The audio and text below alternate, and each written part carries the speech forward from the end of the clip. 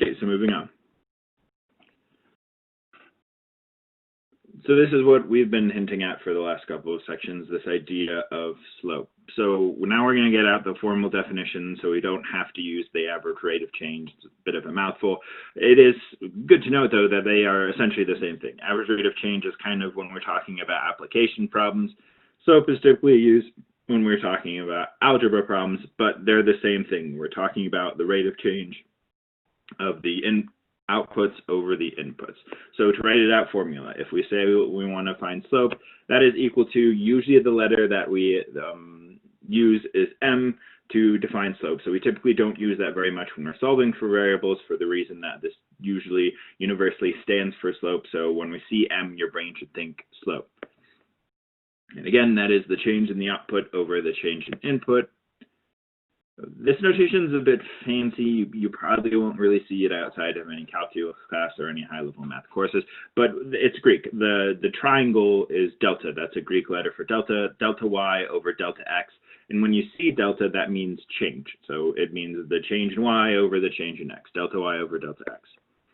Or if we're looking for just a strict formula, and let's say we have points to find our slope, we would do y2 minus y1 over x2 minus x1. And that's really the valuable thing. The rest of it are kind of just, oh, if you ever see it this way, this is what it means. Really, I want you to understand that m is equal to y2 minus y1, because that's how we are going to go through and solve problems, is by using that formula. So let's do that now. So let's say I have these 2 points, -5, -3, 5, and 3, 17. So for me, it's kind of good to label out the points. So let's actually go ahead and write that.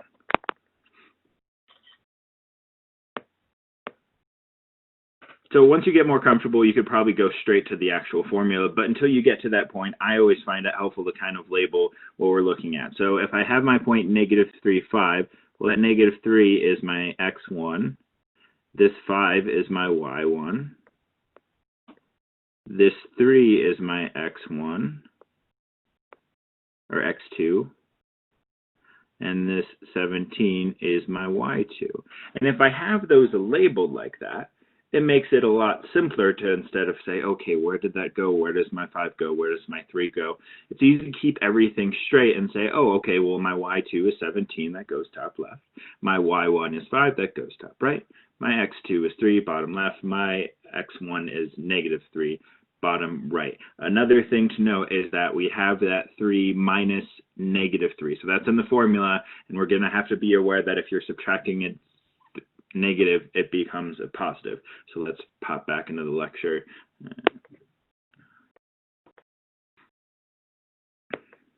So now we just kind of do some algebra behind it. 17 minus 5 is 12. 3 minus -3, again, we're going to flip it. It's going to be 3 plus 3 is 6. 12 divided by 6, if we reduce the fraction, is 2 over 1, or 2. So usually we kind of skip that middle step of saying, oh, 12 over 6 is 2 over 1. The reason I don't want to skip over that in this particular case is because slope is a change in input over change in output. So if we're going to write it shorthand, or if we're kind of writing a formula, it makes sense to write the 2. But I don't want you to lose sight of what that 2 stands for. That 2 stands for the change in output, which will be 2, over the change in input, which is 1. So usually it actually makes a little bit more sense to represent it as that fraction of 2 over 1, but they are the same thing. Certainly algebraically, 2 over 1 is equal to 2. So I'll bring that up again when it kind of becomes important to it in an actual question. Okay. So moving on, we're going to use this idea of slope to actually draw lines. So we have a line we want it to go through 0, 3, and we want that line to have a slope of 1/2. So if I'm going to draw that line, what I'm going to do is, well, I want to identify that my slope is, and we kind of a common way to remember it is that slope is rise over run, which means that that rise is my change in my output, my run is my change in my input, or my rise is my change in y, my run is my change in x. It's just a quick way to kind of remember it. You don't have to remember it that way. It's very common though when people say, oh, slope is rise over run. That is what they mean. So I'm going to take that point, 0, 3, I'm going to plot it. We've seen plotting before, nothing too fancy. It goes 0 up to 3, plot my point 0. Now is the kind of bit that you may have not seen in a while, or even seen before ever. Rise over run is my slope, so I'm going to start at that point, which is 0, 3. I'm going to go up 1 over 2. So there's that rise and run again. Up 1 over 2. I go up if it's positive, I go to the right if it's positive, and then I plot my point. And then I'm going to do it again. I'm going to plot another point, up 1 over 3. Sorry, up 1 over 2. Those are my points. That's all I need to have. We talked about in a previous section that you only need 3 points to draw your line, and voila, there is my line that is through 0, 3 and has a slope of up 1 over 2. Let's see another example of this. Draw a line through -1, -2, and a slope with a slope of -3. So going back to kind of that a little bit of, I don't know if rant's the right term, but when I was talking about the importance of calling that 2 over 1, here I have a slope of -3. That doesn't really translate to this idea of rise over run. So what I'm going to do is I'm going to say, oh, -3, if I want to make that a fraction, I put that over 1. And now that I have it over 1, I say, okay, there's my rise over my run. And now I should be able to plot it with a rise of -3 and a run of 1. So again, plotting that first point at -1, -2, that's my starting point.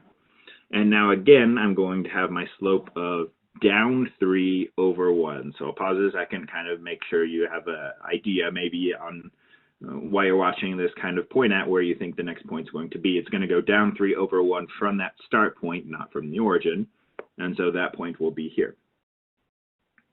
Now, that would be enough to draw a line, but I want to kind of bring up this, a lot of students kind of say, oh, well, what if I wanted to say the run was negative and the rise was positive? So what if I said I wanted to go back 1 and up 3? Well, let's go ahead and do that. As we see, plot that point, that is going to be on our line as well. So that's perfectly fine.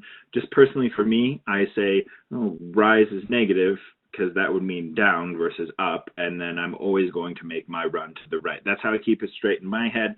That doesn't mean it's absolutely right and your way is wrong, but that's what I do. So if you're following with a lecture, that might be how I would say it, but if you want to follow and say, oh, I want negatives to go back 1 and up 3, they're correct. You're still going to form the same line as me when all is said and done. So again, 3 points as I recommend, and then we can draw a line through those 3 points.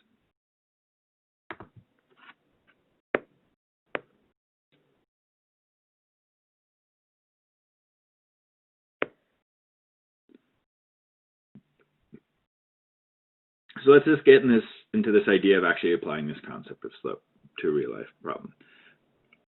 So example 5 states, for each 3 feet I fall, the wind pushes me horizontally 2 feet. If I have fallen a total of 12 feet, how far have I been pushed horizontally? Well, we mentioned that rise, as far as like a way to kind of remember it, is rise over run. So in this case, for every 3 feet I fall, the wind pushes me horizontally 2 feet. So my rise is -3, my run is 2.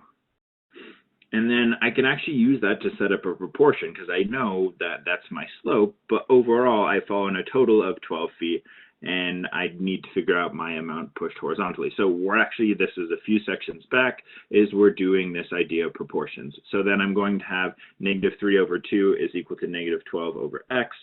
And now I can go about solving for x. I'm going to cross multiply.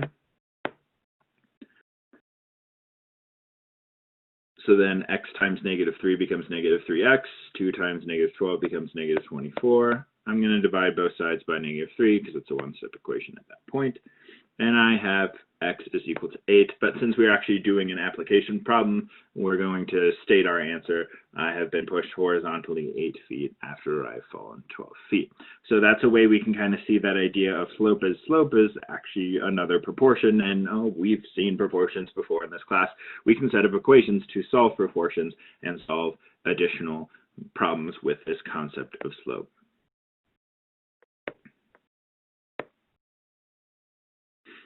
So let's see another application of this. A man is bungee jumping from a tower that is 20 feet tall. He ends up falling from a tower at a rate of 2.5 feet every second. So we have a table here. it's time and height, we can actually build the table with just that very small amount of information. We know that the tower is 20 feet tall, so when time is 0, he should be 20 feet in the air.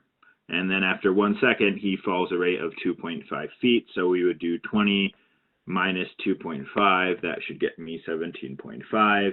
I can subtract 2.5 again, I'll get 15. I can subtract 2.5 again, I will get 12.5. So he's fallen 12.5 feet when all is said and done. Next part, I want to graph it on a table. So now I'm actually doing my graph properly. I'm going to label the titles. I have bungee jumping, I'll have time in seconds. I know it only goes up to 3, so I'm going to go ahead and just space it out by 1s on the bottom. Now the vertical axis, I'm going to do height in feet. That one, I'm going to go 5 up to 20. 5, 10, 15, 20, pretty simple from there. I'm going to plot my first point, 0, 20. Second point, 1, 17.5, so on and so forth till I have those 4 points. Last one being 3 and 12.5. And I could draw a line through them as well. We could test to see that it's linear, doing several different methods. Let's stick to the graphing method for this question. So those go through, those form a line. So now I can kind of talk about this idea of slope or average rate of change. So I can identify the slope. I'm going to use that formula. I wouldn't say you would have to memorize it. It'll be valuable because it'll come up a lot, but I believe it's on the test. If not, I'll give it to you when you take the test. And that is, again, y2 minus y1 over x2 minus x1. So I'm going to, let's go ahead and identify the 2 points I picked. So since this is a line, as we talked about at the very beginning of this section, the average rate of change should be the same no matter what. So you can pick any 2 points to find your slope. It should be the same. I'm going to pick 215, that's a whole number, and 020, that is also a whole number, just to avoid decimals. But you could pick any of them and it should still work. So I made my y2 15, my y1 20, my x2 2, my x1 0. I go ahead and plug it into my formula. I subtract, I get negative 15 over 2. And then this idea of talking about slope, we don't want to lose sight of what it actually means. So we went through an application problem in the last slide, and we went through this one to kind of talk about what is slope. What is slope in the real world? Well, I have my slope of negative 5 over 2. I use my formula. It's easy to lose sight of what we're talking about, but we're talking about a guy falling, and we're talking about relative change. So when we're going to interpret our slope, we're going to have to talk about the change in rise over the change in run. So with that in mind, we have our slope is negative 5 over 2, so that means that my jumper is falling 5 feet every 2 seconds, or I kind of flip the order of the sentence. The sentiment is still the same. Every 2 seconds, the bungee jumper falls 2 feet, because we're talking about that average range of change, the change in output over the change in input. He fell 5 feet every 2 seconds.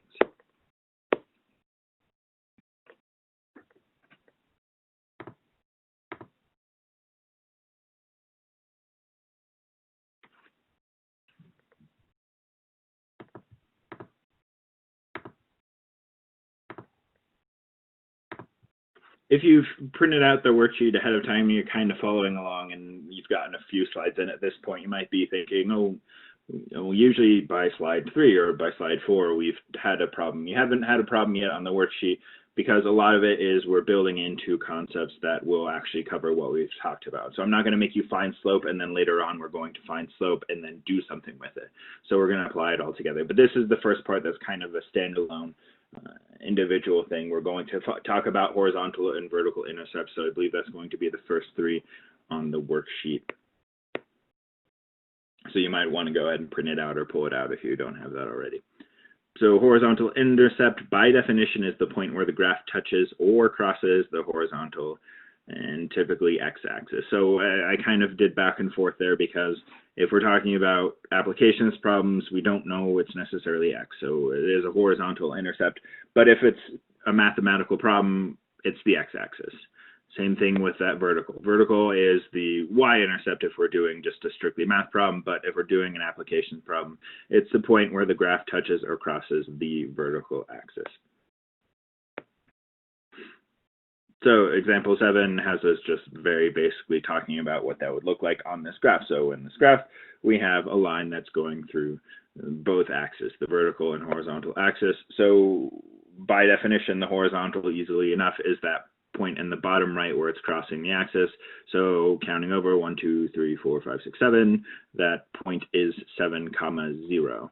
And then same idea when we're doing the vertical intercept, that circle as a red circle on the top left of the graph, that is 1, 2, 3, 4, 5 up, so 0, 5. So that's the very basics of what a horizontal and vertical intercept is. So now let's look at what that actually is in a question, what we could see what that would look like, because that'd be a little bit silly to be on the test because you would just point and you'd be done. It is valuable to know what you're talking about, but there isn't a whole lot of math behind it. Where these questions, we can find our slope and our intercepts from an equation. So we have an equation right here, 6x plus 4y is equal to 12. Well, let's start by finding our intercepts. So the way to do it is, you may have noticed in the previous section that when you're finding the horizontal intercept, the y is always going to be 0.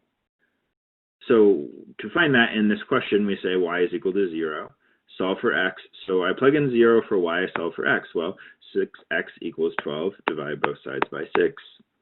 I'll get x is equal to 2, eventually. There we go.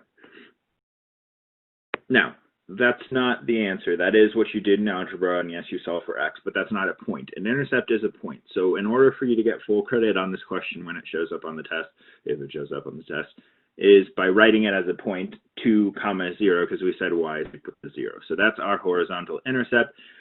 Similarly, vertical intercept is, in this case, we're setting x equal to 0 and solving for y.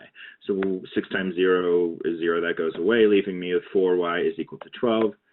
Divide both sides by 4, I get y is equal to 3. Again, that's not a point. That is what y is, but that is not a point. A point would be 0, 3. That's my vertical intercept. Now, slope, well, we have 2 points there. My first point is 2, 0. My second point is 0, 3. So if I do rise over run, I would have 3 minus 0 over 0 minus 2. Again, that's that formula that we've seen before. I subtract the 2, I'm left with 3 is equal to negative 2. And that's really the first question that we see on that worksheet, is this idea of A and 6, 7, and 8. I want you to find, not 6, 7, and 8, sorry, 1, 2, 3. I want you to find your intercepts. And then the very next question, question 4, has you doing all of the above. It has you finding the intercepts and then finding the slope. So this is really the first part of the worksheet that you're actually going to be working on. Onwards. Let's see an application problem of this concept of horizontal lines. So we haven't seen what this looks like. And this builds on this idea of intercepts. So here's an application, this idea. No matter how many texts you send in class, your monthly bill is still $50. Horizontal line. So let's say we're given a table like this. We're going to fill it out. First part says our input 0. Second part says our text is 2. Third is 3. And then our last one says that we have 500 texts, as probably is maybe like a conservative estimate for some people.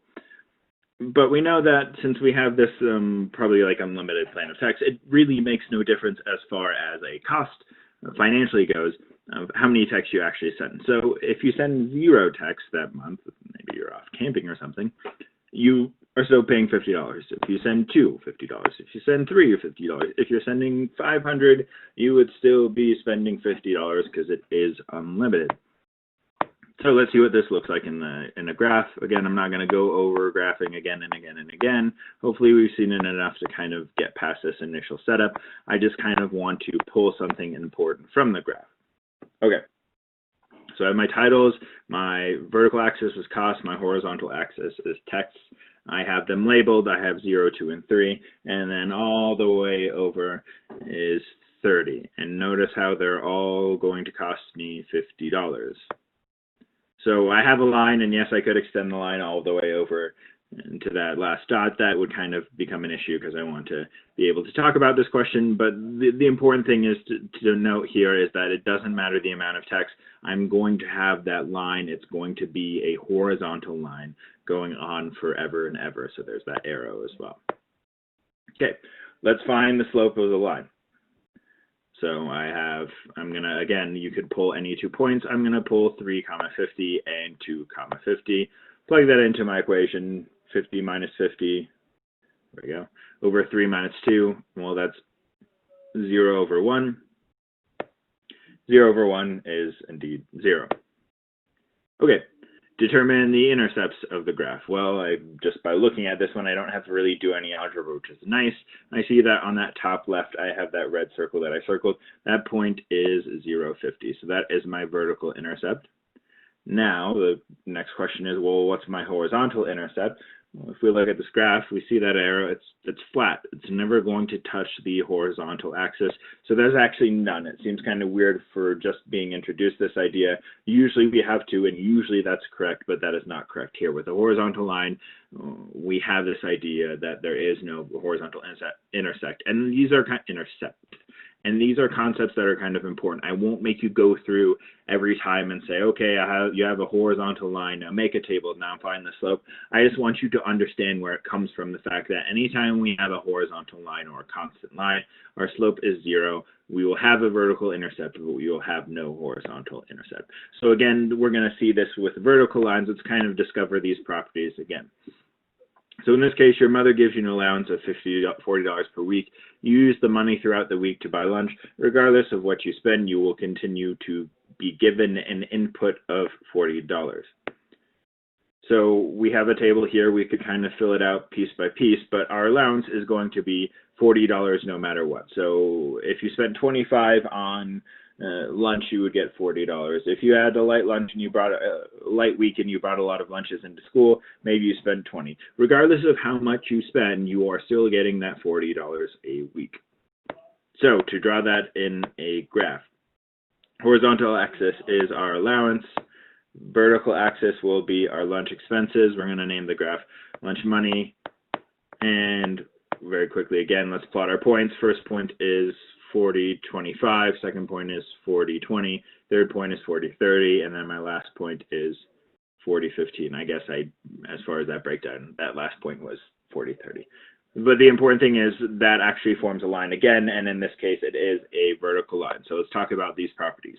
Let's find the slope of a line. So as we've talked about before, it doesn't really matter the 2 points you pick. I'm going to pick the first 2 points and find the slope. So output is 20 minus 25. Input is 40 minus 40.